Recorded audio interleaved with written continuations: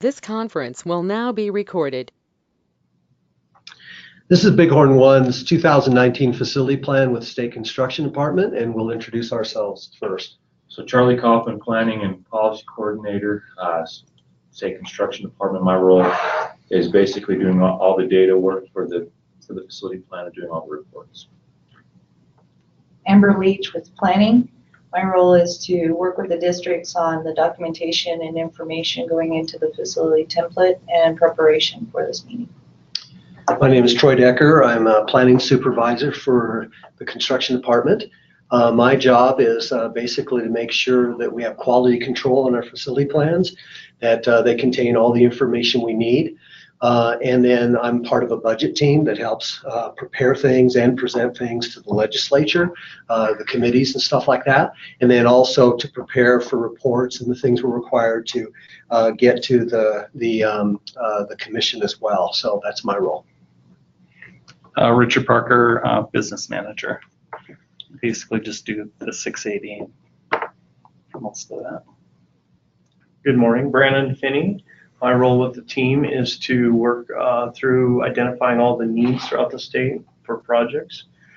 We compile it and then present it to the legislative bodies. It goes to the commission, the select committee, off to joint appropriations, and then we get a bill and then we track it through.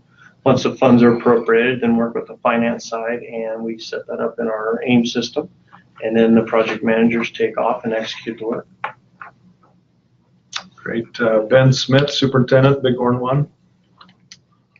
Kenny May, Facilities Director, BIG01. I'm Steve McDonald. I'm your guys' new project manager for the Northwest region, and as Brandon said, I'll be working with you to help you get projects from conception through to completion and stuff. So look forward to working with you guys. Okay. So one of the things, we've really improved on these over the years. I've been doing this for almost a decade now. And so Charlie, our data guy, he goes into Google Earth and GIS and marks all your sites and stuff. And the reason we do this is, I mean, we could do this. We used to go through the AIM database and spend a lot of time looking at during the meetings, at your properties and stuff.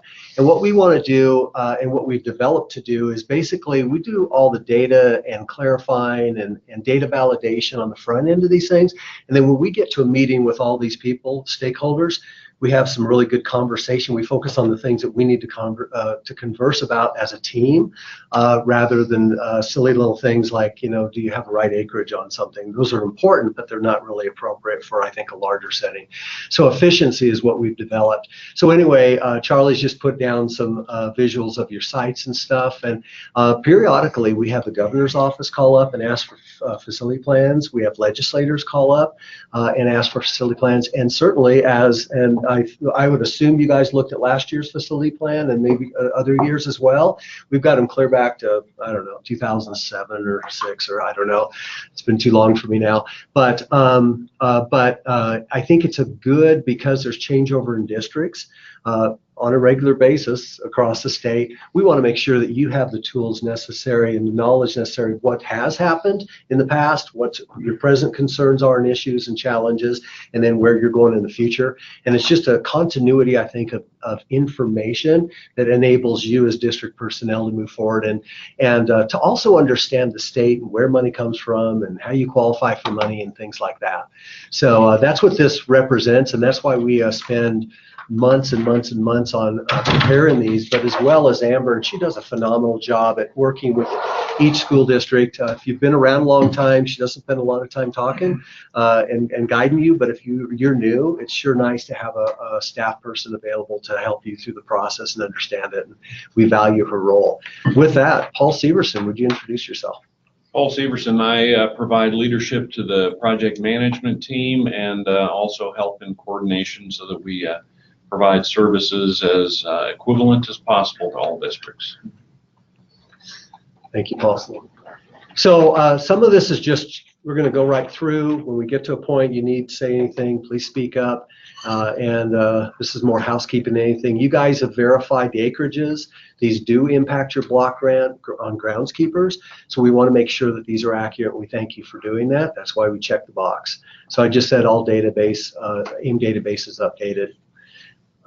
Property profiles, you've checked all these. This is important, and I know it's a little small here. These are important because they affect your block grant payments on operations and maintenance for your people doing that, as well as your supplies and stuff, but also impacts your major maintenance payment as well. So that's something that we really focus on, make sure we have accurately. Doesn't look like you have any building leases. We haven't checked that. And then you've reviewed your enhancements. These we have to report to on an annual basis to the Legislative Select Committee. So this is a good thing that we can include in. And looks like the district looking at possible. Okay, so this is, and as we were reviewing this before you got here, you're looking at possible building 2 new pre-engineered buildings, a bus facility in Burlington, and a maintenance shop warehouse in Cowley. Okay, so the bus in Burlington, you've got one back there, but it's undersized. Is that correct? We don't have. Oh, you don't have one. Which one am I thinking of? There's one in Cali that they built a few years ago, a bus barn. Okay, that one. Is that undersized? I thought that was a little bit undersized. Well, I think it was It's only got supposed to be 3 days. maintenance bus, but there's not. Not enough So room for The everything. bus guy barely has enough room. Okay, so talk about this, and then the other one I was thinking you guys were talking about the fact that you have maintenance out of that other building, and that is in where? Yeah, we have a shop in Byron. And that's Basically used for storage. Yeah, and that's how many miles away? 5 or 7. 6? Yeah, 7 miles. 7 miles away. Okay, that was an old school at one Yeah, time. that used to be the old Rocky Mountain High School. Okay. Area. And does that have anything to do with this at all? You're going to keep that still? No, we're looking at selling it. So you're selling that, then you're going to build you want to build a new maintenance shop / warehouse In Cali. in Cali. Yeah, with those, and with some of that money, yeah. Okay. Troy, could you bring up Google? I'm going to, Walk me and through good it. point, because I was just thinking about that, Brandon. It's like, oh, okay, I need to refamiliar. Visual.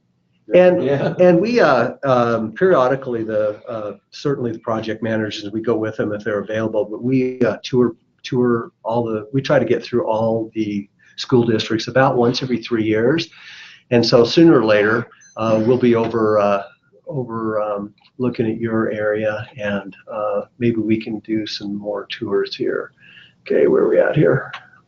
Oh. All right. I don't like it being crooked. Go more to the. Where it says the old Rocky. Okay, right here. Yeah. That's right. Level. Oh, It's that's a nice shop. We could just move it to Cali. So yeah, just, if you want, Location. there's, I remember going to a football game in Deaver when it was still open. Yeah. It's a cool little small towns. that was, Okay, so let's go over to where we need to be here. Where are we at? So so we gotta that's go, Cali So right it's there. Cali. that's Cali. We Okay. gotta go south. Okay, south, Over the Sand Hills. way down here. Yeah. Oh man. Okay, Right there. Right there at the bottom in the middle. right here. Yeah. Zoom in on that. Yeah. So the maintenance warehouse. So what's the plan with that one right there? So that was the old high school, and then that's the part that they still own. So you don't know. So you don't own this anymore? No. Correct. Okay, so this is the one that you have your maintenance in, you're storing your, lawn tractors in there, do you have a plow? Big sprinkler over there. We have to haul it clear over there. Okay. Clear over there and The haul it T- back. You move everything from up where we were down here. And that's only 7 miles? And then maintenance doesn't. Looks like have 100. rubber bumps are down, so, it's about the gravel. And everything's down there. Okay. Okay. Now, this is kind of an interesting thing because, and you guys know this background, but just for my team, when they built the new Rocky Mountain Middle School, High School, I think there was some angst about closing down certain other communities, and some of these students ended up going to Lovell. I don't know if you ever got them back, or They're slowly coming back. yeah, the McCoys and the Hatfield type of thing, or whatever. But that was kind of a hard thing for your school district. There's still some. Well, and Lovell actually crosses our border and comes over to Byron and picks up Yeah, they kids have a on bus our stop bus right outside of stop. Byron every day. Oh, To take market share. Kids. Interesting. that choose to go the other direction. Mm. Huh, okay. So anyway, so there's a little, and that continues on for sometimes decades in small communities. And it's just, people care about their small school. They care about their community. And what are the three things? And well, there's actually about four things. There's a church, a post office, and a school pretty well. And oh, that's right, the bar. The saloon on Main Street that pretty well make up a town. And if any of those four go, you start losing identity as a town, and people start getting kind of nervous. So, okay. So Yes, we'd like to sell that shop in Byron and then build the one at the bottom, Right here. sell it. and then build a facility In Cali on that bus barn Yeah, I've I saw a pin there. track there, there's a big Yeah, right chunk of ground. there. Yep. Okay, so the building would then go somewhere. If you see the bus barn. So you see all the buses lined up there? Mm-hmm. That kind of, well, like see where the undeveloped, so we're just above the grass and then the buses Oh, yeah, yeah. there. And then on the side there is where. Build there. So On the other side of the bus. So you're thinking on this side? To the corner, around the corner, on the corner. Right here. No, where you have the, right. Oh, here. Okay, I got you. Looks like farmland or something. And there's, utilities aren't that hard to get to right there. It's, Okay. So you guys, when you built this, then you added on, it looks like you added on again. no, No, that was all yeah, part, that's the office. Oh, Behind. it's just kind of a different, 2 bays and then a wash bay on the left. okay. And then if I What you recall, don't have is storage. Yeah, we have no And we- storage. Except But for the the other, one down there. That Byron. the other piece of that is that at both Byron and Cali and Burlington, or Cali and Burlington, where the buses are as well, is creating a wind block for the buses that are outside as well, so that we either, put a wind block in front and cover maybe a little bit open, but it's open, but not enclosed, but just to try to keep the wind off of them and the snow off them a little bit where they're parked there. okay, so again, you're going to demolish, or not demolish, you're just going to sell it, which sounds good. Then you're going to try to build over here. And the two things you said, again, you want to build maintenance facility. Yeah. Now, if I recall right, when I was over here last with Michael, we kind of walked across the street and your office is right in the boiler room, basically. Mm-hmm. Okay, yeah, I remember that. Great place for a computer. And Yeah. just so you know, that at that corner, Yeah, I was curious about that. we now own that. And if you Oh, look- this corner? Yeah, And if you look on those Will you mark outlines that? on that first fix page, that. I fixed it. Oh. I think I told Amber, Yeah. I didn't know if I was supposed to do that or not, so I just did it. No, you took care of it, and then I emailed Charlie and forwarded it to him, Okay. that you corrected it on our screen. Was that an error? Did you actually not own that at one time? We didn't. know what it The- was, So that's probably right. people that actually gave us the land had that corner. It's sponsored, or well, Stevens, is the ones that had that, and that was Across the street their there. house Gotcha. plot. Hmm. And then we eventually bought that. Huh. So it's just kind of a no official action, but gave and, Well, we purchased the property for like $10, the whole big thing, and then again, of that small piece, I think for Does the $1,000 or acreage something. reflect correctly on our tracts and deeds? I was just thinking. Yes.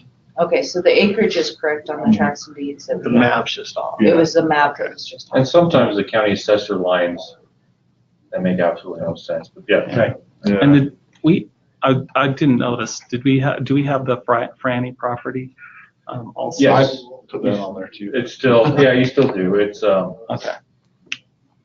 yeah, right across from the old Franny Elementary School. just show me where to go here. So you're gonna go to past D, you gotta go west, this way and then up Northwest. to the north, to the border Yeah, of Montana. All right, right to the north, right up Okay, there. there you go. Okay, good. yeah. Yeah. It's just Okay. on raw land, undeveloped. Is that it used to be a playground? Yeah. Probably. Yep, that was a playground. That was a track maybe? I can't even tell. No. No. I don't think so. I was principal there for a little while, but it was back in the day, but it was just a play area where the kids just it was just an open area that they Small. wouldn't. Okay. How many acres does that one do? Oh, Well, we'll find out. 3? No. Yeah, I can't remember. There you go. 1.39. 1.39. Okay, not very big. Huh, okay.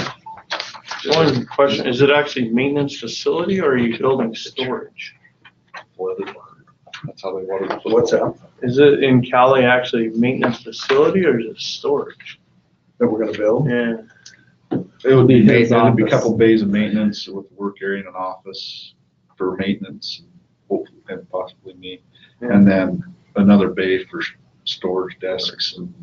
Or we could do our bulk storage. So you could stuff. do Equipment. maintenance and storage? Yep. Yeah, and again, scrape the one at the bottom, sell it. Got it. You Yeah, actually get an office?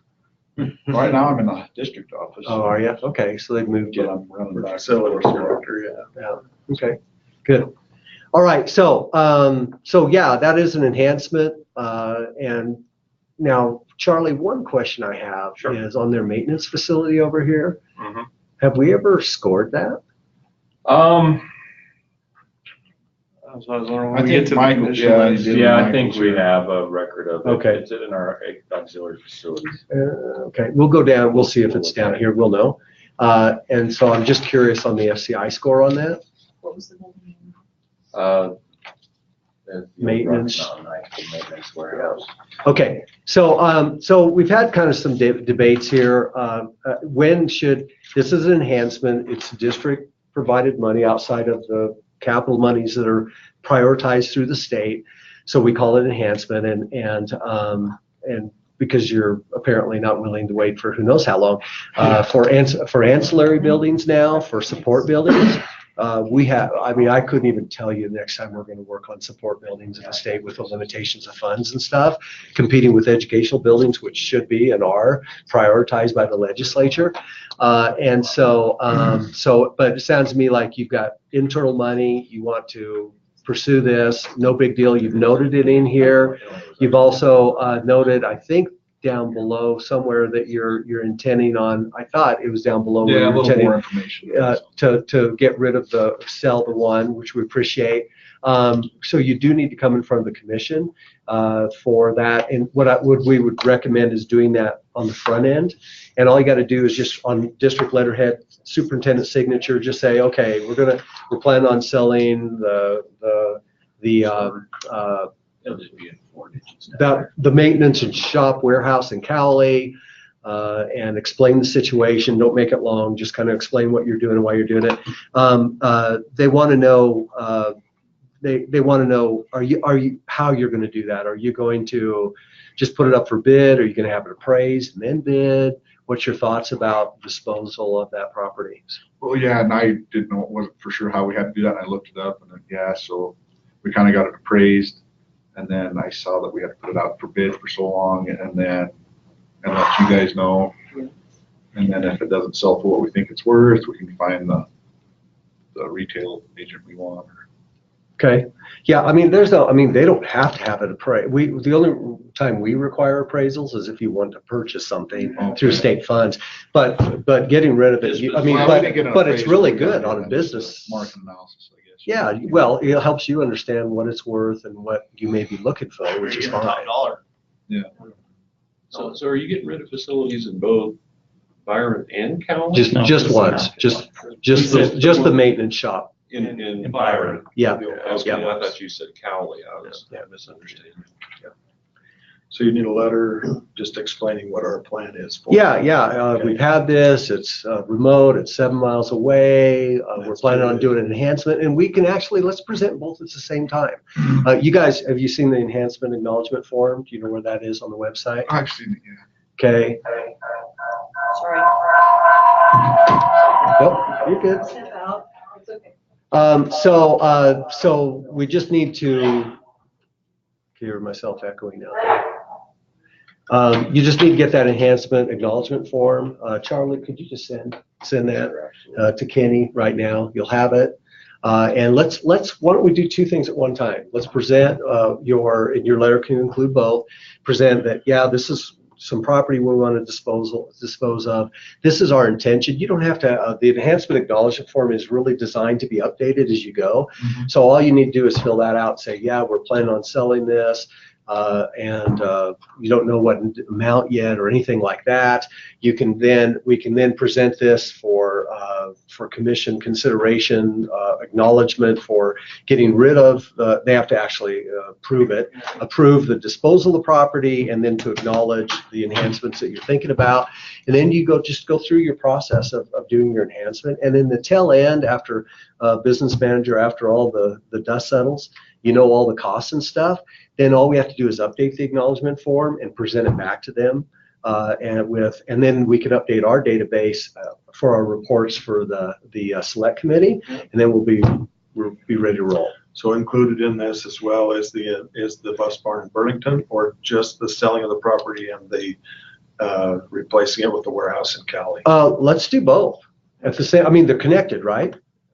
No, the Burlington it's not tied to the Byron project. Well, I thought it was you're going to build a maintenance shop. We are. So what I thought, maybe I'm But putting the bus pieces. facility itself is going to be a separate project in Burlington. Yeah, the other two are, I mean, we probably won't build the one in Cali until we sell the one in Byron, but we are going to move forward with the one in Burlington. Oh, okay, I gotcha. Makes sense? I Yeah. didn't know about the Burlington. I knew I had Cali. Where's Burlington one? So Go back to the map. So they're how many miles away from us? 45. So Yeah. the walk buses. That's bring south, her to right? Cali. Yeah. Yeah. South. That's up Raleigh. Go back east, down. Okay, you see where emblems at? There you go, right there. Yep. You almost act like you've been there before. Oh, just a few times. This is I like this town. Burlington gets what? Bus barn. They get a bus barn. All right. So bus barn here, New maintenance in Cowley, get rid of Byron. barn Got it. in Yeah, our Burlington. bus mechanic, he has to go down here in the winter and there's nowhere to work on anything. I feel bad for him. There is nowhere to work on there in the middle of winter. So where those I- buses are kind of It's updated Right here? on our Next to plan the though. shop. So right just to the left of there, though, is where we're, right there. We own that. Okay. Yeah, I need to update that too. And New that's- Charlie, New bus barn sometimes there. Yeah. It's just changed.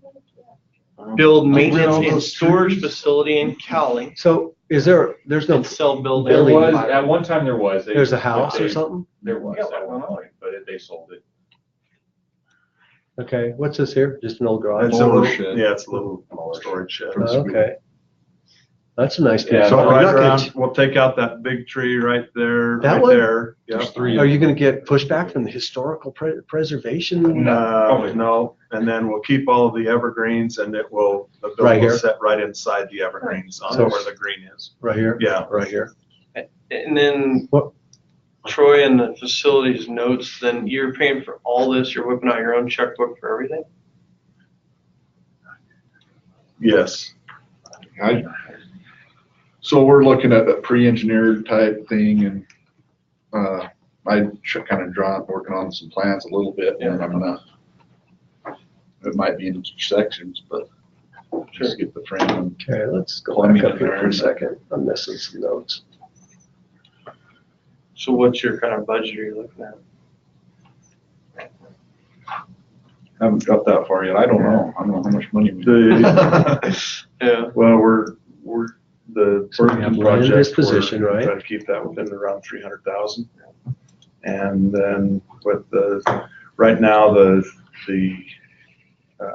Byron market analysis came back at about 186, I think. And so we will That'll give you some cash try flow. to just switch that over then to the maintenance warehouse, so a couple 100,000 in Cali. So, okay, so Byron So- maintenance shop is intended to be sold, right? Or are you guys for sure going to do it? I mean, that's Byron maintenance Okay. shop is tend to be sold. Okay. Cali gets a building maintenance and storage facility. Okay, let's go down here, back to where we were. We're going to just update our notes. Okay, so what do you want to say, Cowley? Cali gets a building maintenance and storage facility.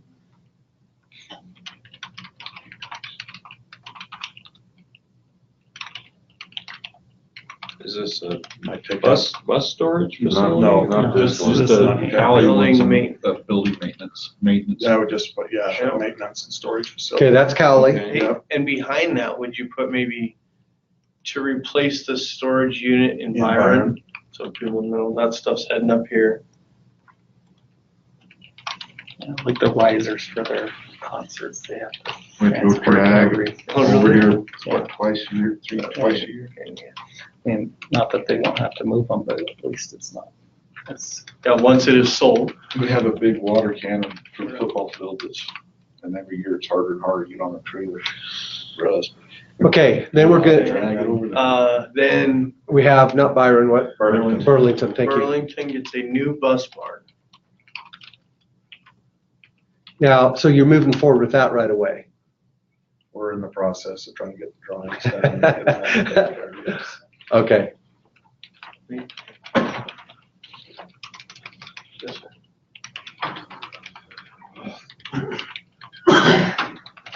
Oops, okay. Anything else? That helps us? That's it. Cool. So we're good with what we need to do. Our next meeting, well, it's too late now for February, March. So if you want to draft that up, I don't know when if you want to do that. And I think we're in Casper. And Yes, you are. districts ask, do we need to be there? Do we not need to be there? We always like districts to be there when things like this are presented. Okay. Just to answer questions and stuff. Depending on when it is in March, but. Okay.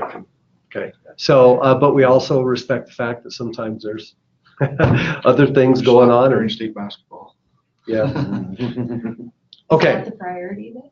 Well, that's the first weekend. Well, in There just March, isn't any so- rooms available. Yeah. The second But weekend, Casper's so much better than it used to be. You remember that? Mhm. I mean, my word, they were charging $200 a night, so it's sure nice that other hotels have moved in there. Okay, anything else on enhancements and stuff like that? Thanks for taking the time to help us understand. District appropriations. District appropriation, you don't have any capital projects outstanding, so you have no capital projects to report. We don't have any money to clean up and turn back, so we're good there. So with that, PMs, let's talk about security. So, as you guys are aware, in 2014, there was, $9 million appropriated by the legislature for security capital projects. And the 8 projects that are listed here is what was kind of designated as, appropriate usage of those funds that you see listed. There is a bill currently moving through to appropriate an additional $4.9 million in security capital monies. I believe that decision will be made next year in the budget session, the final decision on that 4.9. So there could be additional monies coming for capital, security capital in the future. Also, in 2016, the legislature approved a usage of 10% major maintenance money for security needs. Now these monies do not have to, they're available for all 20 of the security features that are available. They don't have to be designated for the 8 that the security capital money has to be designated to. And then there was some additional 10% major maintenance that was extended into 2017 and 2018.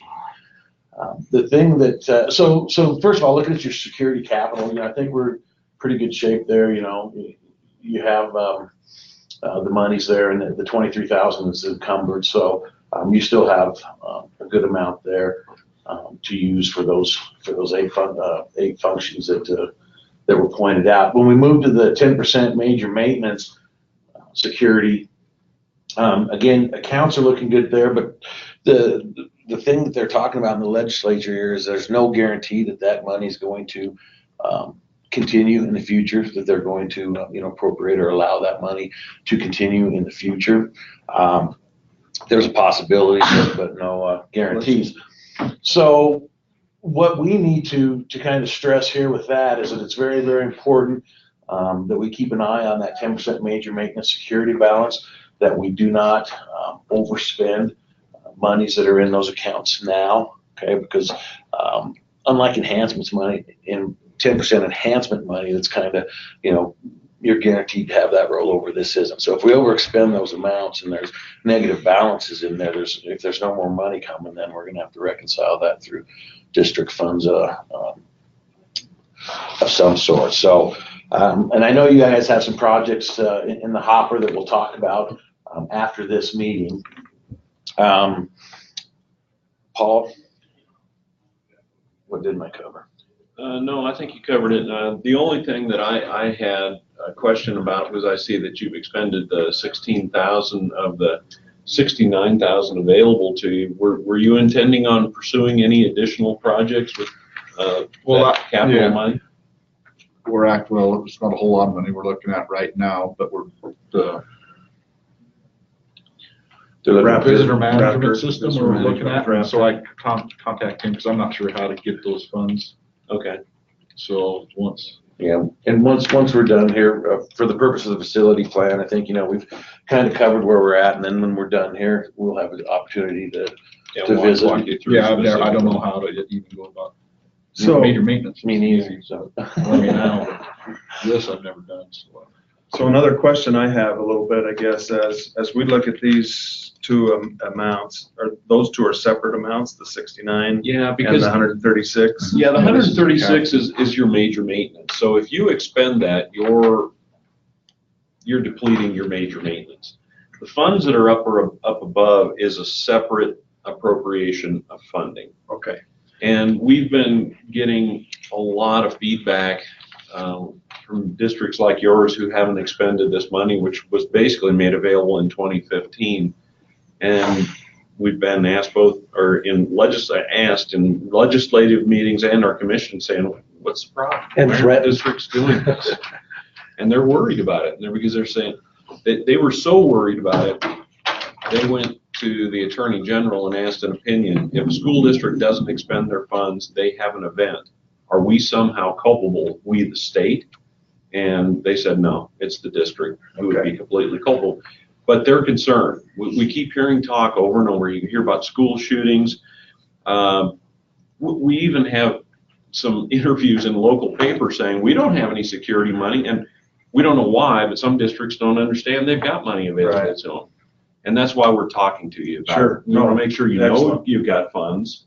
So the one question that I have in regards to this area as well then, and I don't know if it fits here or not under the communications piece or not as well, but we're having discussions right now with Motorola as well in regards to handheld systems and base stations and repeater stations across our district that will allow have a radio in every classroom, one in each of the buses, a base station in the 3 facilities plus the district office, so 4 base stations. And I don't know if this kind of funding can work towards that or not. We're also right now pursuing a grant to try to help fund that as well. So that's great that you're going after the grant. If your assessment that was done in 2015 identified this as a need, then yes, you can put funds towards it. If it is not identified as a need in your assessment, so it really depends on what your assessment says. And we don't publicly release the assessments, but it's available to you in AIM to see what was assessed and what the areas of a remedy that they identified would be. Specifically, they've got two-way communication listed as 42,000 right there. Yeah. So it's identified in this first rollout. So my belief is yes, you would be able to. And one of the other opportunities that we're offering to you, if you want to take your funds and reappropriate them towards one of the identified assessed items, you can do that. So if you want to take the funds, can you go back? Oh, sure, I'm sorry. Down again. To, if you want to take your door locks, your control systems, and put it all to two-way communications, you can make that request of Steve, and we can move those funds to them. But we need a letter from you saying we want them moved, and we understand if we take them off of the remedies that were identified as funded, we're not getting back funded for that again. Right. So you're basically taking those funds and saying, we'll take care of that problem. Kind of. What you're saying is with existing monies, but if they get the 4.9, they can go back and even put more. Any potential deficiency that was identified, the new 4.9, you can direct, but it has to be one that's in the assessment identified as a deficiency. You can't create something that's not on that list. And I think another distinction to make it clear for you, the security capital money has to be used for one of the 8 identified. The 10% major maintenance money, you can do other things with that, security related. And I don't, can they combine the money if they have a big project? Not truly combined. You could do part of it with some money and part of it with another money, but we don't mix money. Just put a. Yeah, we just do not. They basically ask for a major maintenance project. Right. They have the capital, and then they flow through different avenues for payment, right? Right. Yeah, and we are going to a system where we no longer even identify, if you're going to use major maintenance money and CAPCON money, we don't even want them in the same contract. The problem being is we've experienced a lot of districts who can't keep track of where their money's coming from, and then they come back and ask us, and we say, we don't know. So we would prefer that you do them under separate contracts. One of them we look at, which is the CAPCON, the major maintenance, that's you guys. So they can go out and bid it one time and stuff like that. You just want them to separate the contract for who's responsible for what. Exactly, because we keep getting asked, well, what did we spend our money on? And we're saying we don't know. They're writing the check for one. We're sending the check through them for the other. Yeah. Yeah. But we don't know. You know, once the money leaves our system and goes to yours, we have no idea what you do with your money. We don't know. And we keep getting asked all the time, what do we do with our money? We don't know. Well, and on top of that, we've had districts make serious hundreds of thousands of dollars of mistakes, and then they want us to come back in and fix it, and we're like, we're not running your checkbook, so it's important. Okay. Yeah. Anything, so does that make sense? Yeah. It's a little bit complicated, no doubt, but what the whole picture here is on the session law amounts, we have no guarantee there'll be any more. And it's not as if they're not appropriating, and we say appropriations, these aren't really truly appropriations, they're categories. You get X number of dollars for major maintenance, and out of that major maintenance payment, okay, then these categories allow you out of that major maintenance payment to spend within the 10%, the 8%, or the 10% enhancement, 8% enhancement, or the 10% security. So it's kind of a different, and it took us a while to even figure that out. And then your capital funds, of course, and so hopefully this 4.9 is going to open up, and then you'll be able to even have more flexibility, have a little more money, and start working with all 20 elements with capital monies, which I think we're hoping will help in the flexibility, help you guys actually spend it in an expedient way. Yes. So basically, if I wanted to add a bunch of cameras, I can't use major maintenance money, but I can use the 10%. You can? Yes. Yeah.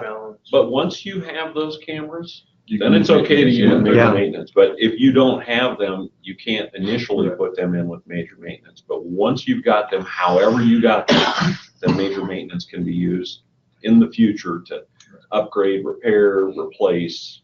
Well, but you are replacing. Yeah. Cameras. Yep. Yeah, if you're replacing, you can use regular major maintenance was approved to replace the high school ones. But usually the problem we find, we got 12 cameras and we're going to have 30 after we get done, but we're just replacing. Well, in Burlington, we you're not. replaced, You're adding say, like cameras. 7, so we used major maintenance, but then we added 7 or 8, so we had to use the takeout.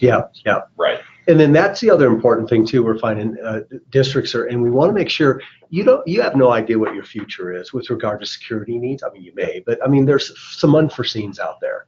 And so some districts just blew through the 10% security and just flew through it. But a lot of those items qualified for regular major maintenance. So you want to pay attention to, if it qualified for regular major maintenance, we would recommend probably, just for good fiscal planning, to use that regular major maintenance for those things that address security, but they're existing systems that you can use regular major maintenance on.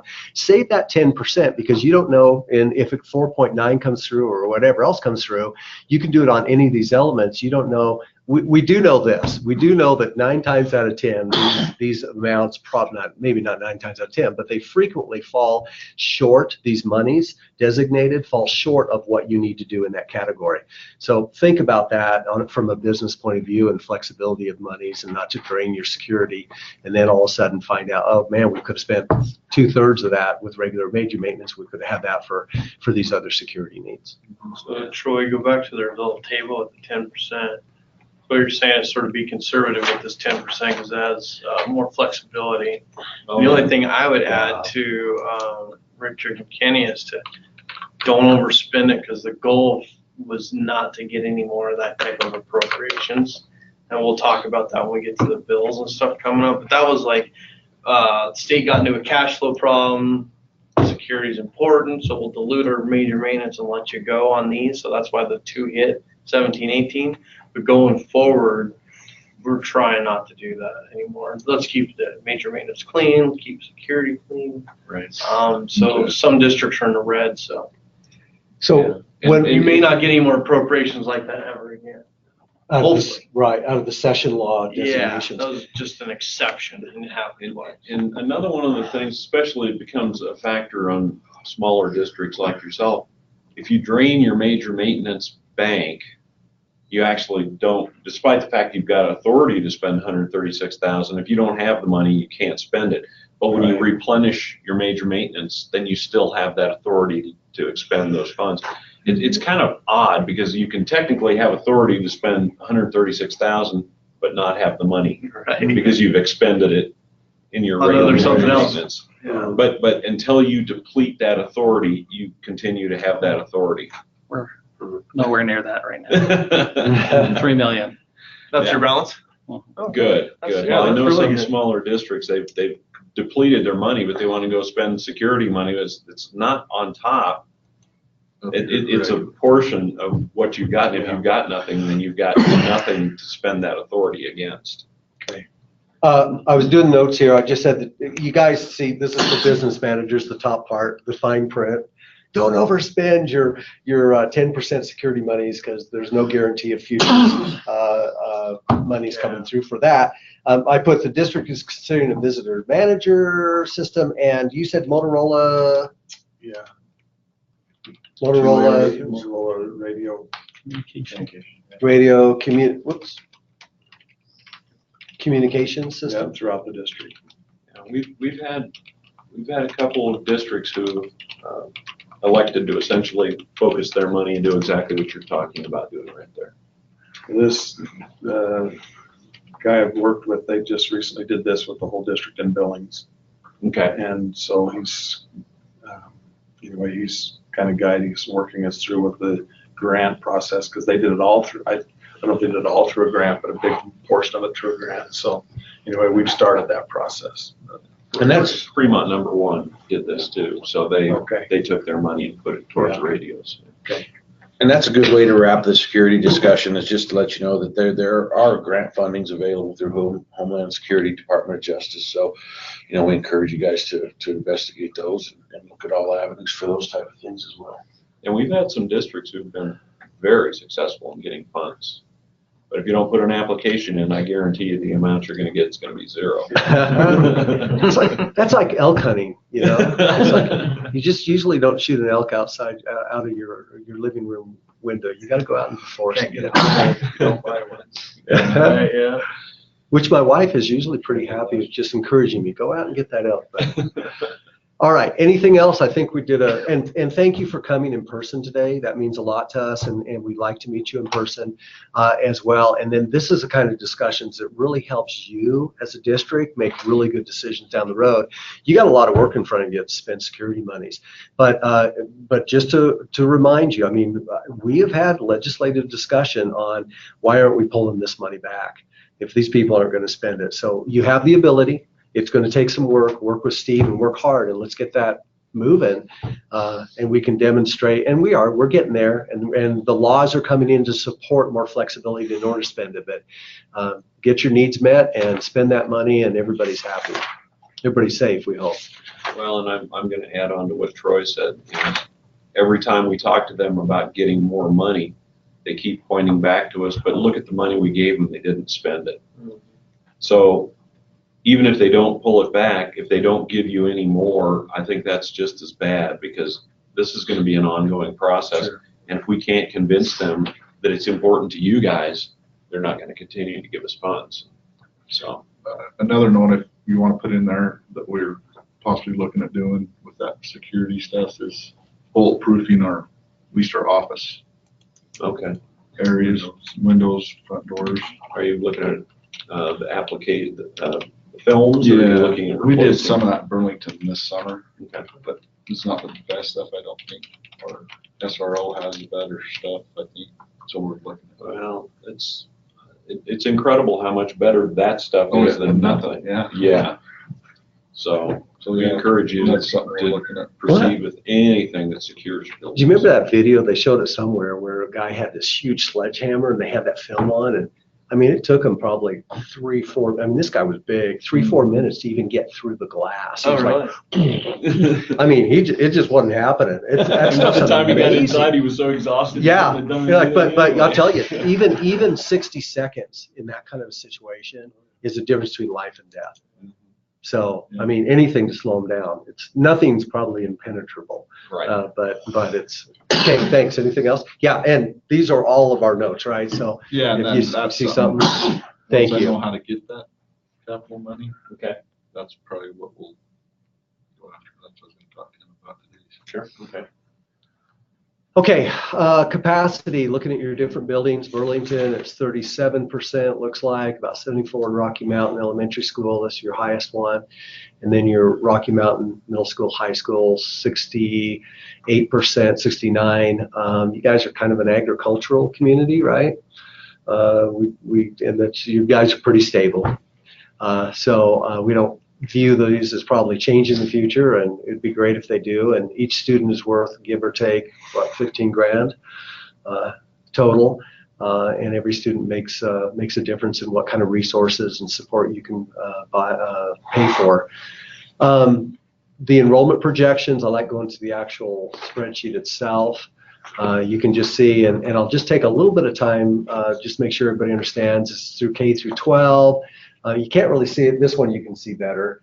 But you can see where we go back 10 years of trailing data. We did way back when we looked at the analysis, maybe going back 20 years versus 10 years, and found that the commission finally made a decision. We're just going to go for the 10-year trailing data because they felt like it was most recent. It wasn't going clear back into the well, back then it was almost into the 80s, and they felt like the 10 years was sufficient for the latest trends. But like we said, you guys are extremely consistent. I mean, my word, 234, you have a very, very little difference here.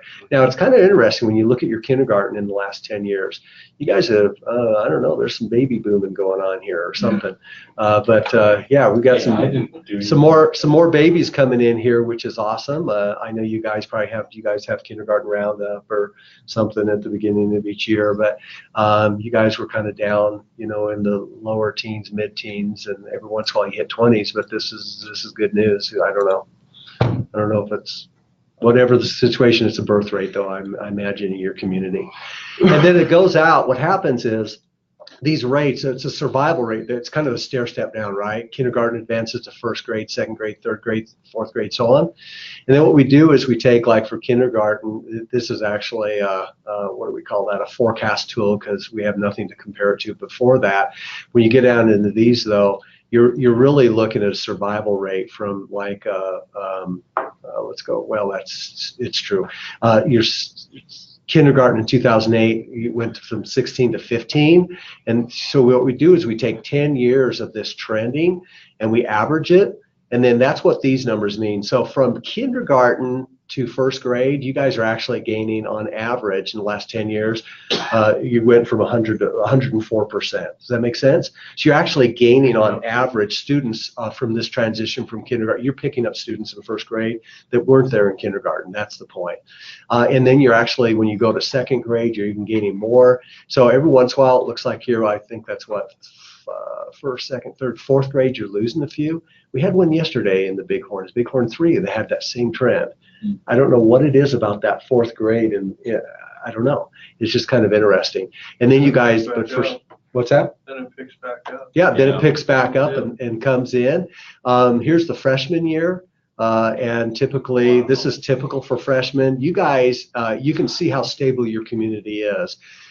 Your senior year, you do have some students dropping out of school, but you guys are, for the main part, from kindergarten on, you guys are pretty well gaining. You're losing a few. You pick them back up, by the way. You're probably losing a few freshman year, but they're either coming back in or you're picking up new students out from district. You lose just a few here, and then you drop off your senior years. I'm sure you guys are aware that, you know, I'm sure you're trying to encourage and strengthen your finishing up of your students and graduation rates and stuff. So any comments on trends? Really very stable.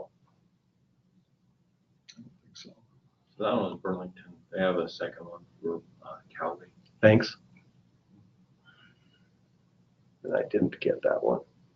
Thanks for pointing that out, and I did forget about that. Takes the distance learning virtual education in your district. 411 right now. Oops. That's quite a bit. That's a significant. This one here, amount. Yeah. it's- Rocky Mountain. Wow. Okay, And you get revenue on each person. Same and this amount. is Cowley. Well, it's, Or just there's a lot of different calculations that go into step it. down a little bit. Well, because it's by school and stuff, so with Rocky Elementary, we hit the minimum on our teachers, so we get more funding there. And then it takes a little bit for the middle school to get to minimum, the 8, and then high school on 10 and stuff. But once we hit that, then we start seeing a increase a little bit until we get to 1,000 students, and then there's a leveling back down. And then you get, you know, it takes a few more students to get back trending back upwards again. So with that, That's quite a with few. that survival rate, I'm Guarantees curious and, why the chart down below is dropping off.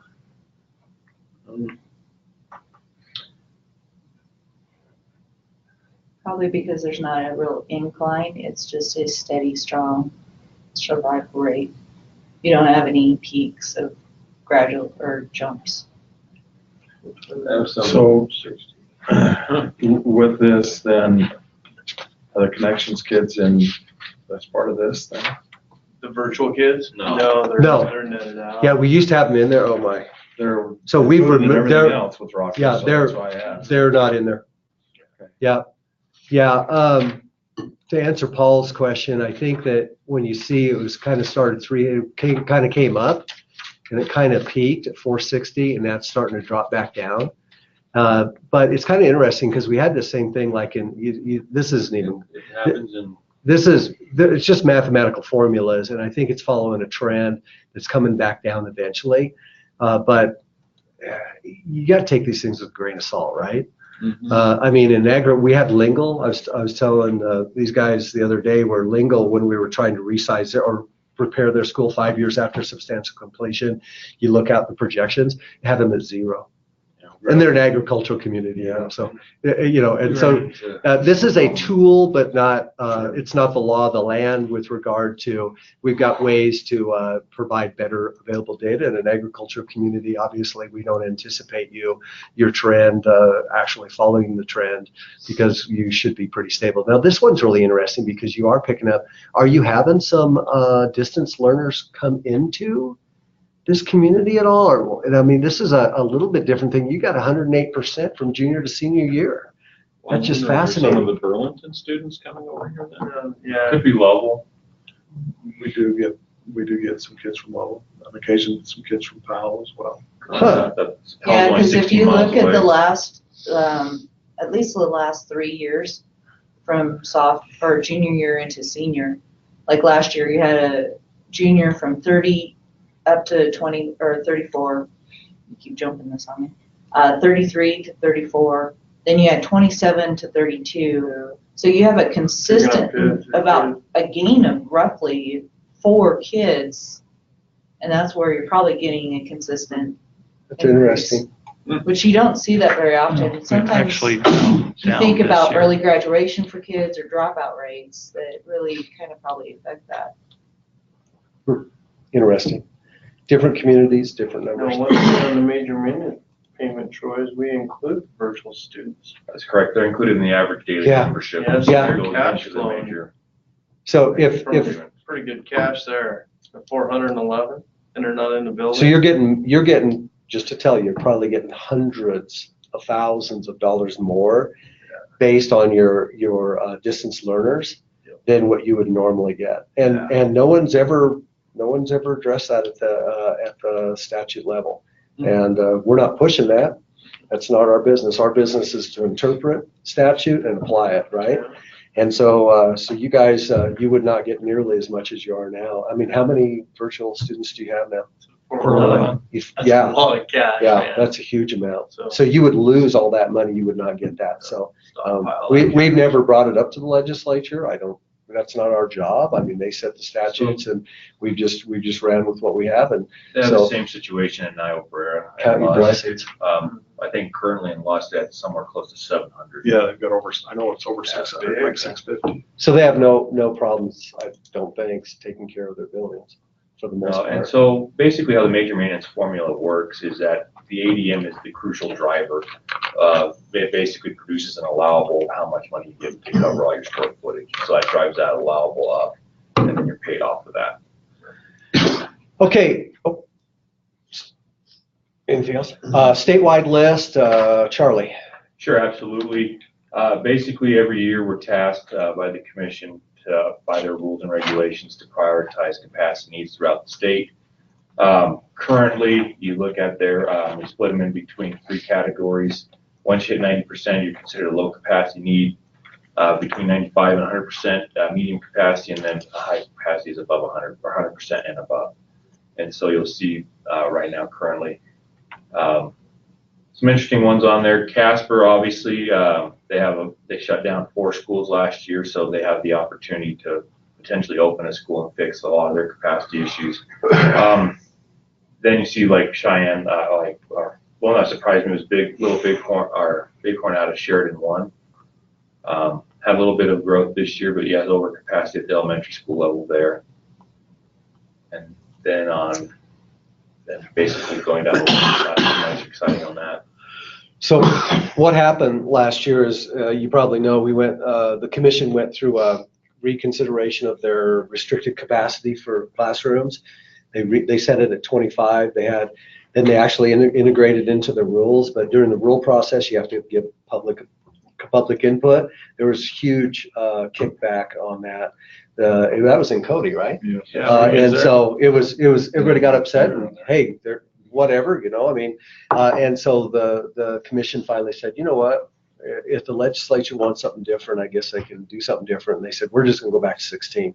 So what that did was all these, most of, not all, but most of these elementary they were not a high capacity, but once that we restricted capacity at the elementary level to 16 students, doesn't mean you can teach as many students as you want in there. I was just reading an article. Did you guys read that one out of California? Yeah. Their elementary classrooms are anywhere from 45 to 50 students a classroom. Yeah. And for some They reason walked they think out. Did you guys see that? some reason they want Are that still change. out? I don't know what's going on. Yeah. So, and we're complaining about 25 to 16, but here's the deal. That's what the commission did. That's the rule of the land and the law of the land. And now all those elementary schools, and we told them this would happen. That's okay. We informed the legislature, but now you have all these capacity needs, and these are now the new priority with regard to capacity. But we're going to be talking a little later on that this isn't the only story that is going to mix up the basket a little, because we have some other not complications. This isn't the way we used to provide capacity by itself and a priority list, condition by itself, priority list, and then whatever capital projects were driven by those two lists, then we would deal with educational suitability as those either capacity or condition was being dealt with. Educational suitability, which is required by state statute to deal with, was being dealt with in those projects as we were dealing with those two categories. That's a different story now. We're going to talk about that in just a minute. But anyway, I think it's safe to say that you have sufficient capacity for enrolled students at this point. Charter schools, you have none, so we're good there. While I'm here, I'll make Amber happy and move that up. Condition, these are FCI scores, facility condition index scores, call it FCI. It really is a measurement of deferred maintenance based on the total current replacement value of a building. Do you need any education? I include this in here to understand how we score buildings. Does anybody need any more information on this? I can go into this a little bit if you need to. Good? Okay. All right, and all I do is just for informational for new personnel coming in. Okay, so here's our state list. We talked about a state separate FCI list. You can see the highest need building, and all this is a reflection of deferred maintenance, the amount of deferred maintenance compared to the current replacement value building. And so highest, this is just page one of what, I mean, we have 500 schools plus. So this is just page one, and you don't have anything on there because you have really good buildings. Then we get into here. This is the ancillary or support buildings. Those are the priorities. Again, this is a long shot. We have no idea when these are going to receive money again, but they're there and we'll provide. Educational list, this is just your buildings broken down. A 0.14 is your worst, 0.04, almost, a newer building. Your buildings are really in great shape from a condition point of view, comparable to other buildings within the state. Same with your support facilities. You guys are looking good. So this is where I was asking if we had assessed that other building, and it must be It's top one. This one, is that? that's that top one. Okay, Mhm. okay, it's in good shape. That's the one that gets sold. Sold. Right. Yeah. Yeah. Yep. Okay. Got any So buyers? What's that? Got any buyers? We haven't even started yet. Yeah. We're gonna put it out for bid, I guess. Sure.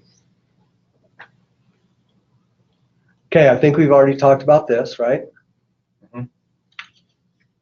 I did list some state statutes for you. I threw them in there that, yeah, you need to come before the commission if you're gonna demolish or sell or whatever, that. So we'll handle that at the same time as as you want to talk about your enhancements and what you want to do with those.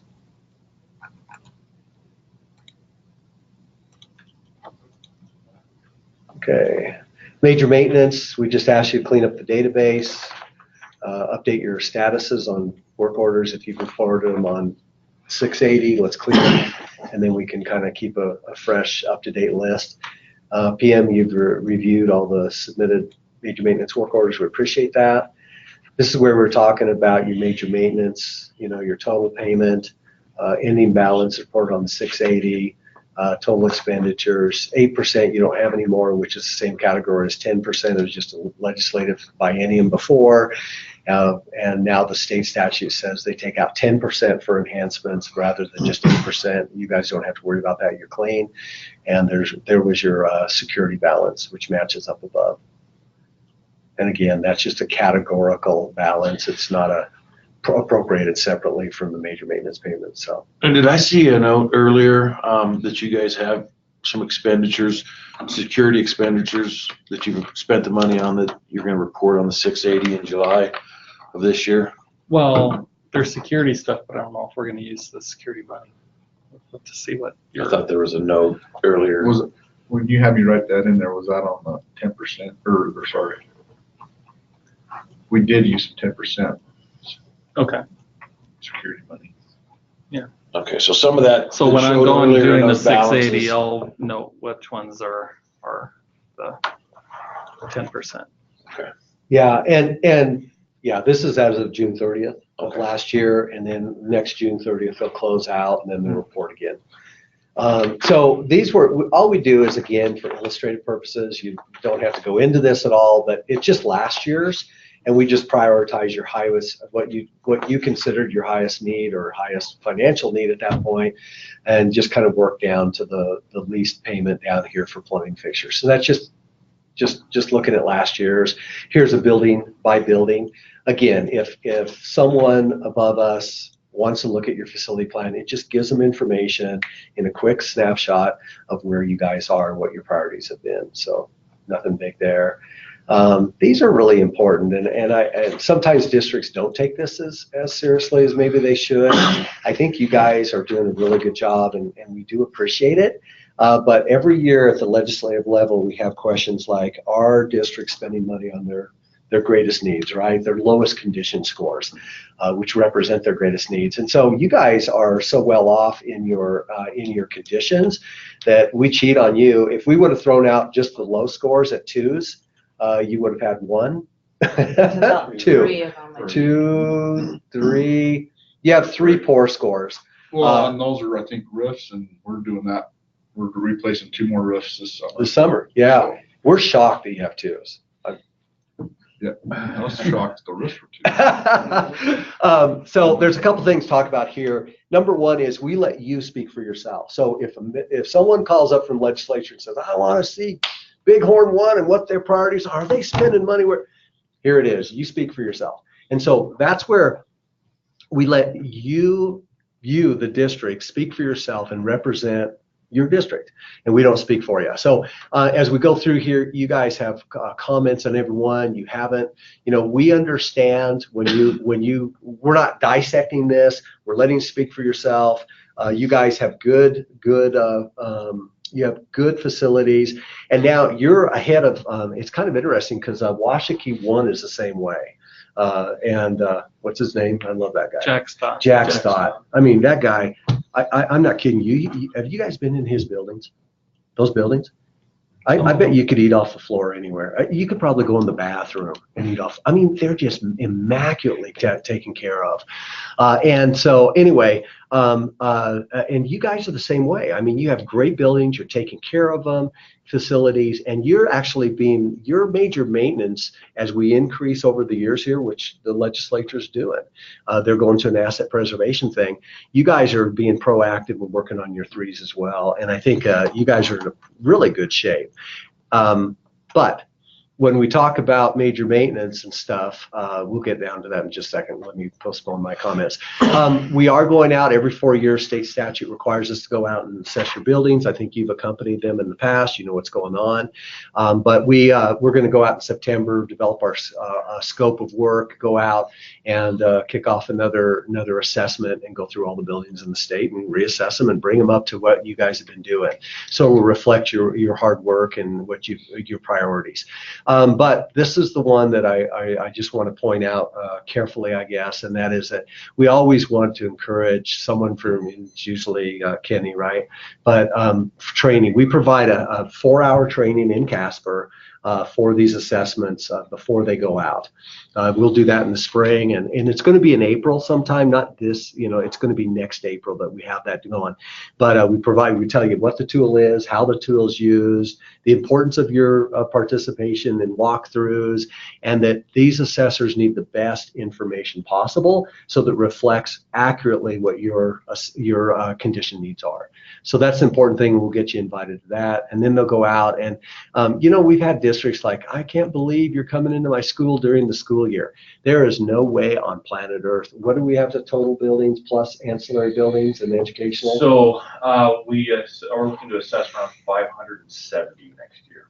And that's only educational or both? No, that's everybody. Okay, That's everything. so almost 600 buildings. We can't do it in the summer. It isn't going to happen. And guess when the busiest time for facilities is? In the summer. So we have to stretch out a little bit before school starts and a little bit after school starts. It's just reality. Unless we pay for like 90 assessors and we pay another $1 million because we're anxious. So anyway, know that's coming, and it's an important part of the process. And the quality of it is dependent upon you as well. Component projects, we've gone through this. Component projects are designed to, and the legislature's starting to squawk a little bit about this. They're increasing major maintenance. What they want to do is get out of component projects. Component projects are to supplement districts if you don't have enough major maintenance to take care of your needs. And there are school districts out there that only get like, well, now they're getting a little over 100. I'm thinking of Sheridan 3. Like just a hair over 100. They used to get like 87 or 90 or something until law changed and we're increasing it. Not we, the legislature. But as they continue to increase major maintenance, you're going to see these opportunities probably go bye-bye.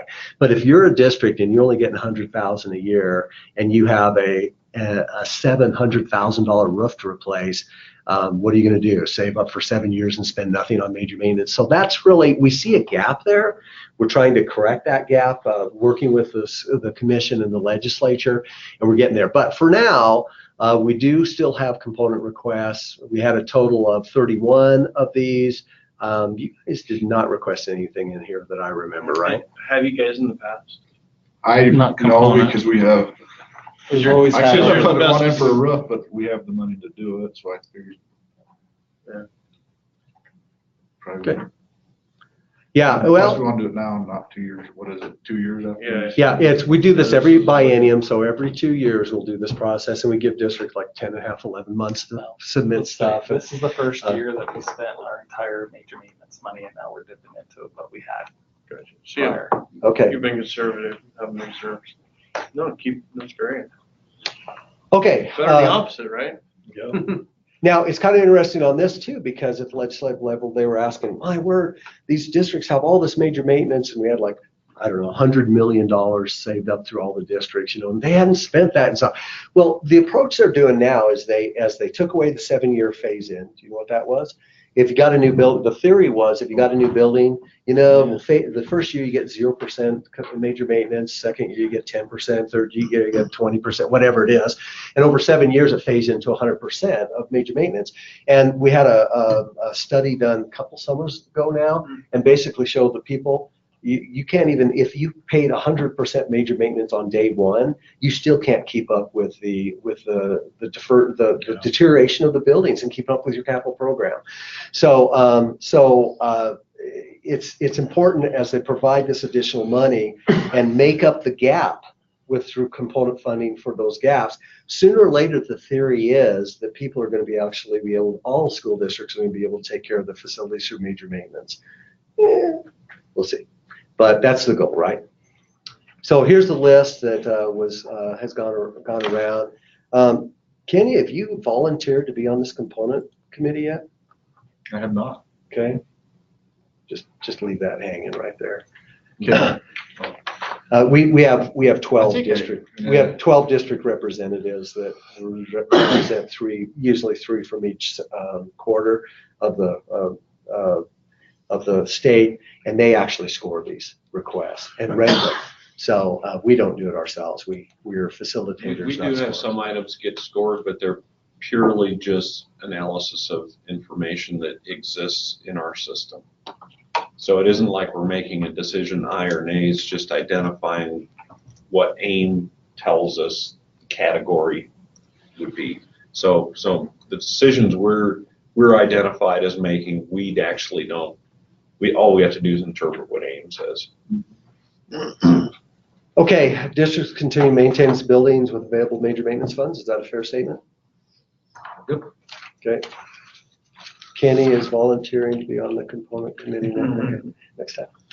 Okay, legislative update. We started doing this last year, and we found it extremely helpful for districts. Although districts are, I know you're tracking bills that have to do with education. Most districts don't usually track stuff to do with facilities, but some impact both sides. So, Brandon. Yeah. It's been an eye opener, actually. I've been, right now the session's going, so I'm talking to a lot of school district people, and there's lobbying groups out there. I know Brian Farmer, he's down there a lot. They talk about the teaching and the education side, and there's several bills, and I'm getting flooded with facilities directors saying, hey, what about this, what about that? And I'm like, well, I don't work for you guys, but so there's a gap there. I've noticed this because I've been down there quite a bit this week, but so on the facility side, as Troy mentioned, component projects, trying to wean off of that. Essentially, it's just a supplemental to the major maintenance. So last year we did the study, and it said, hey, we got to eliminate the 7-year phase-in. We got to give them a raise. They're not getting the money they need. The select committee promoted another bill, the same one that they did last year. They just tweaked it a little bit. Last time it had the facilities maintenance management software involved where you had to report. This one is simply get you a check that's bigger. That would have taken effect in fiscal year 23. So you'd see an increase in your major maintenance payment if this bill goes through. On House Bill 52, Public Works and Contracts, what this is it's a FF&E has been a difficult product to procure. The way that the licensing agreement and dealerships work is you have to have certain, that product is only funneled through certain vendors. So what this statute does is it says that if a district or a state entity is going to hire or do procurement, they have to make the specifications written for a Wyoming vendor first. So that way, try to keep it open. The procurement amendments, it has several items in here, and what happened is when they created the state construction department, the goal was to have procurement throughout the whole state in a systematic approach. So they wrote 9-3004, and it says that we have to adopt one set of policies and procedures. So if you're an architect or contractor, if you're going to do procurement for the state money, it's the same process. Right now you have school district process statutes and all the policies. You have state stuff, and none of them are the same. They're all different. So when we started writing this analysis and are doing it for the policies, we also determined that this stuff's like 40 years old, 30 and 40 years old, these values. So this is some good stuff. The bonding requirements right now on the school side is $7,500. It was written like 31 years ago. So we're going to get that up to $50,000. A&E procurement on the school side, it's on a policy, it's $25,000. That goes to $50,000. So the districts can go faster. We're not spending money on bonds and these little tinkeritis jobs. You can just pick somebody and get going. So on that one, Brandon, up to 25,000, they can just choose whoever they want. Yep. 25 to 50, they have to go get just some 3 proposals, and then 50 above advertised. There you go. Yeah. Okay. And then in addition to that, on 21.3.110, which is on the school district's procurement, it is at 25,000. You have to do an advertisement and all that for construction. That's brought up to 50,000 as well, because that statute is like 18 years old. So the ultimate goal is $50,000 across the board, $50,000 for procurement, $50,000 for bonding, and then on the advertisement, 21.3.110, you have to advertise for 1 week. It's 2 weeks. And the reason why it goes up is on the state side it was 4 weeks. On the school side it was 1 week on that one. But then on the state side for construction, it was no duration. So you have 4 weeks, no duration, 2 weeks, or 1 week. So they're like, okay. And cities, towns, and counties are 2 weeks. So they said, all right, let's just keep it 2 weeks across the state. So trying to just standardize things. Education, House Bill 78. This is about revenue. So major maintenance payments go quarterly. So right now you get the 75-25, 75 July, 25 September. That just came in effect to use the best available data. One, we finished facility planning, so we got the greatest data. Everything's flushed and ready. Also, WD numbers come in for the ADM. But what happened is the state's ponying up the money before the revenue is actually coming in. So from a state's perspective, they're like, hey, we got to push out 141.5 million, and it's only going to go up. So what they're saying is we'll push it out as we come in, so they're going to do quarterly payments. And that's what the proposed is. Now, those districts like you that are good on cash balance, not too bad of a deal. You might want to keep this in mind if it passes, because you want to make sure it's about cash flow. CapCon bill is in House Bill 80. That's we've got a couple projects which we'll talk about in a minute. Construction indemnifications. It's about everybody and their mom wants to indemnify each other, and I'm not responsible for anything, so they're going to try to clean up that. House Bill 108 is the final payment. So right now there's a 41-day advertisement when you guys finish a project. And what this would require is, instead of doing the advertisement and all that, you would post it on your website, and you'd also have it in your bid documents. And then when the job's done, you post it on the website. And if anything goes south, the subs and all the people down that are having the disagreement have to go to the bonding company, because the state's paying for a bond for that insurance, but we're not exercising the bonds. So that's that. Private schools, Senate File 49. This is about if there's going to be a private school, they have to essentially adhere to the provide similarities to the School Facilities Commission design guidelines, which the architect would have to review and make sure it's sort of similar, so that schools, private, are similar to public. Senate File 53 is government. This is about union contracts. So they want to make sure that there's no labor contracts and unions involved. So something must have went south somewhere out there. Public records. Richard, if you guys get a Public Records Act request, you have 10 days if there's not a mutually agreed upon day. And then if you don't get it out, you get a felony. So we'll see how that one goes. Now, on that one, I just was going to ask you, Brandon, you have agency down there. Is that applied to school districts also? Yes. So, Okay, so we probably should change that. Yeah, We probably it's a should. felony to any Okay. public entity. Public records shall be delivered in 10 days between the requestee and the. Political subdivision. Okay, What they say. let's put that. Well, Or what? We're not a subdivision in the state though. It's state, cities, school districts, Okay. anyone. And the entity. Right. So Yeah. this Or not includes reach or something like that. fire Okay. districts. Yeah, I had that question. It almost looked like a limitation. I'm thinking, well, if it's only for agencies, why are we Yeah, it talking? says Okay.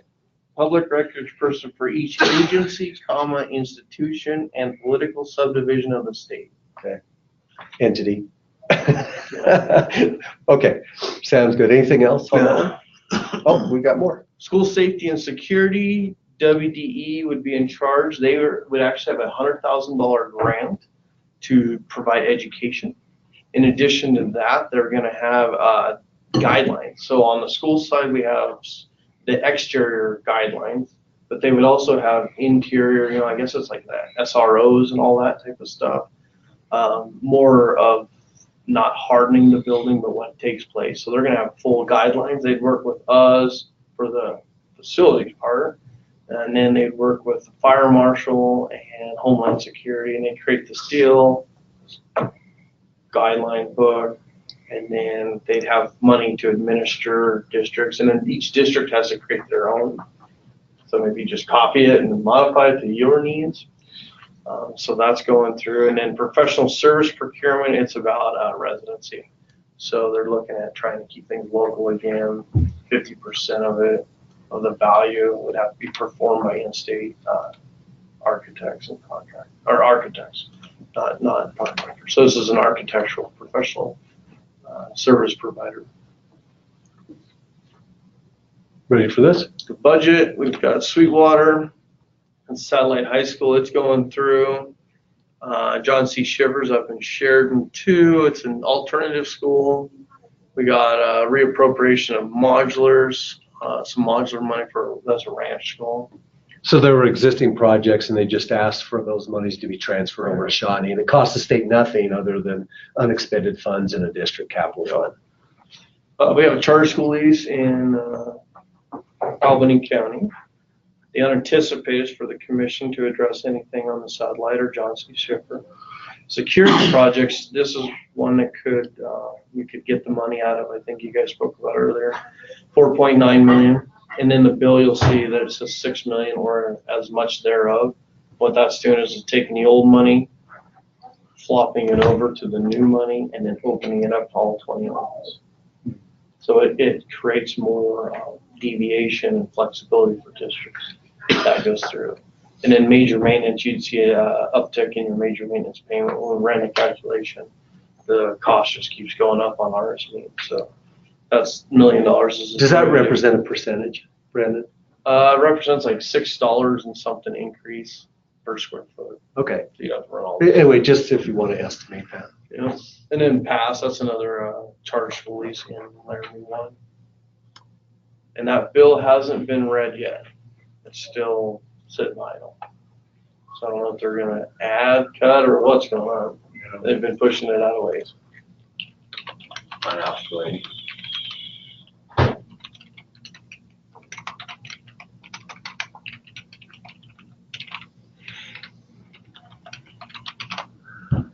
Okay.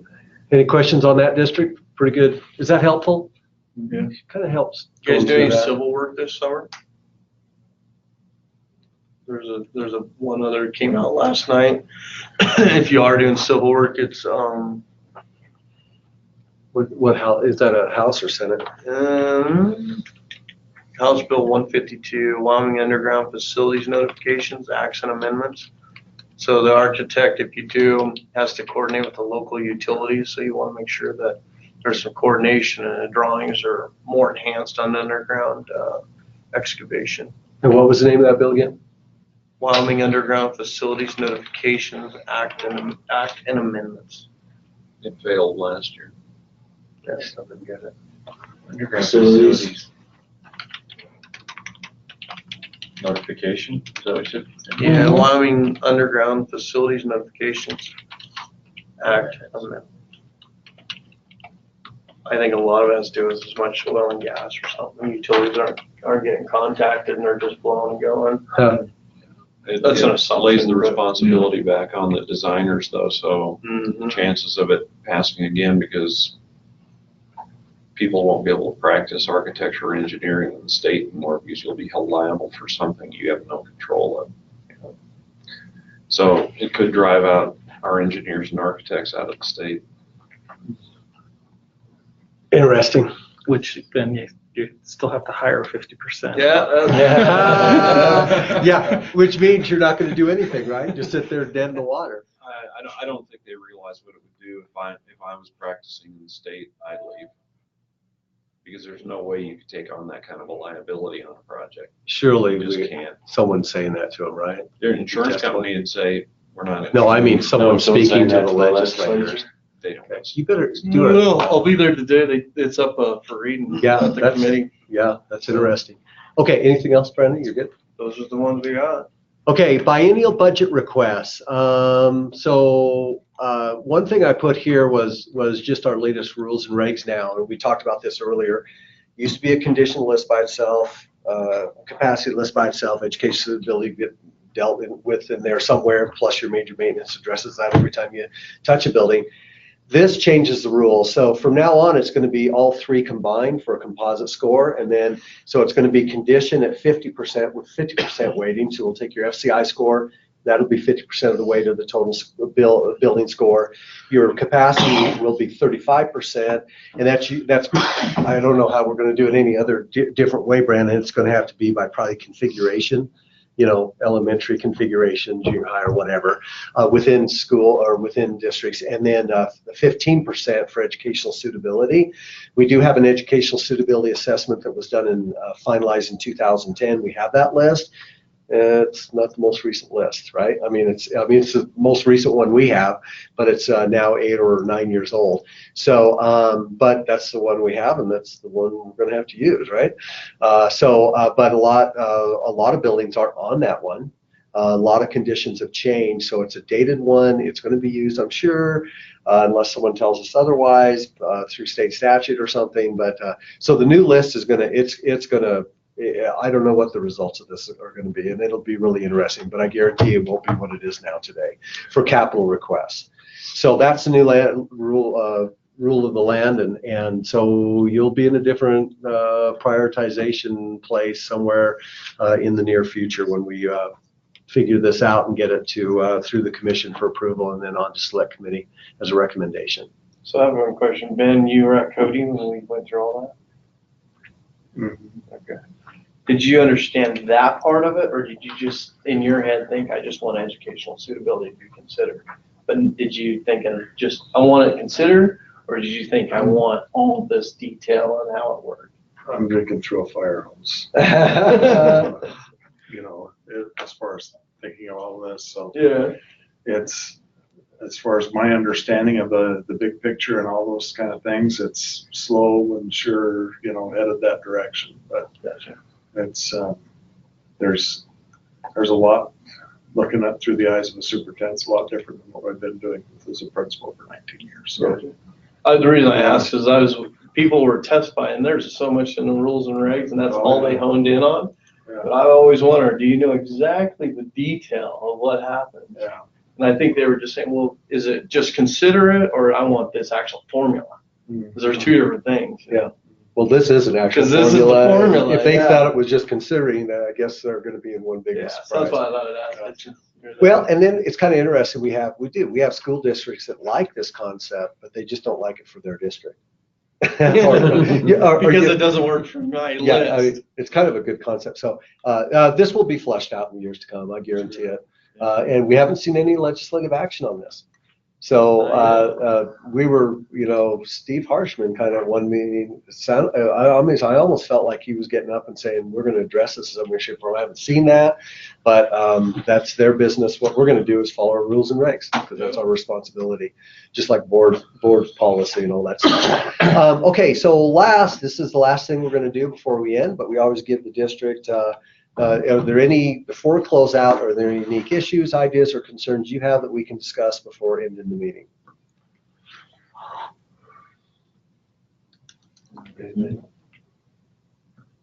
Other than Kenny volunteering to be on the next component committee. Was that next year's or? It's going to be like it's going to be 2 years from now when we do that. Just think about it, consider it. Yeah, you said, yeah, I'll go ahead and do it. Heard about it, so And then Yeah. I'll forget about it. Yeah, my head's shaking up and down, but. Okay. Yeah, I think we're in pretty good shape for the most part, you know, with our facilities, and we feel very blessed with our facilities for sure, and have, you know, a few projects working on to move forward. So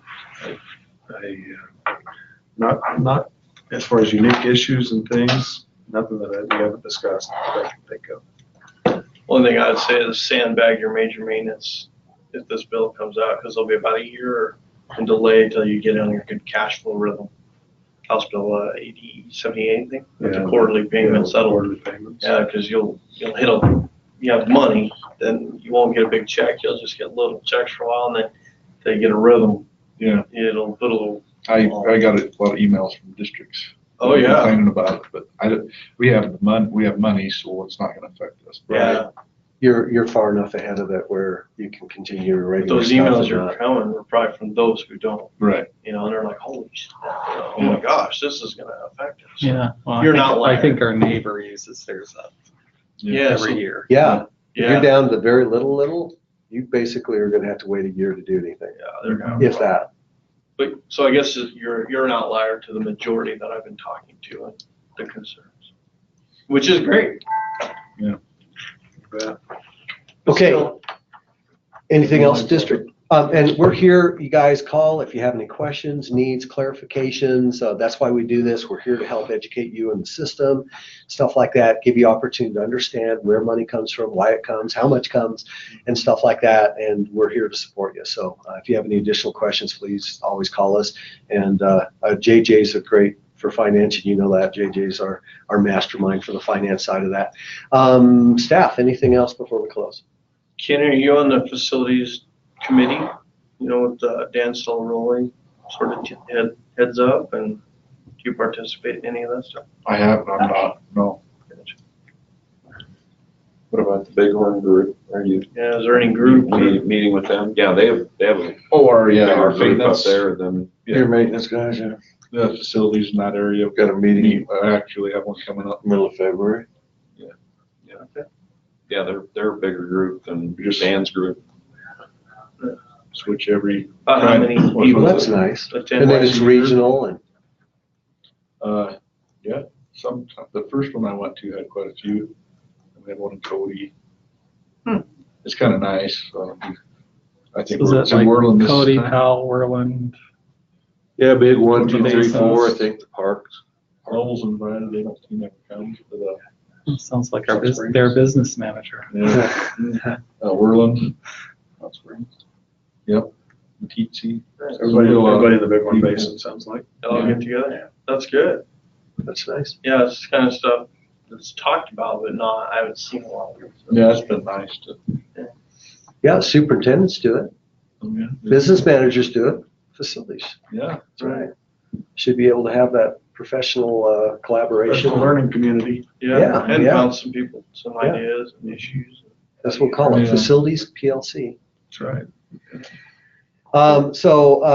So Steve, I have a question for you real quick. So it sounds like you've gone and visited have you visited all the districts now? No, I visited 6 of them. I was probably 5 miles away from you guys. I was in Level, Oh, yeah. and we hit Level and Powell and stuff, so we just, it was toward the end of the day, so we just didn't have that. It would have been 5, but yeah, I'd like to get up to see you guys. I've got a project going in Basin that I'm gonna be up probably a couple times a month, or at least once a month, so I definitely wanna get up and drive around and see what you got. So. Yep. Going up. And then in planning and finance, when we go to commission meetings and stuff, we try to coordinate some visitations to school districts throughout the year and stuff. And if we have time, and we'll always involve you and invite you and let you know what we're thinking. And that way we can go together if possible. Okay, with that then, Thank you guys for your hard work. yep, we'll go ahead and I'll close out the meeting and we'll call her good. Maybe, oops, sorry, right there.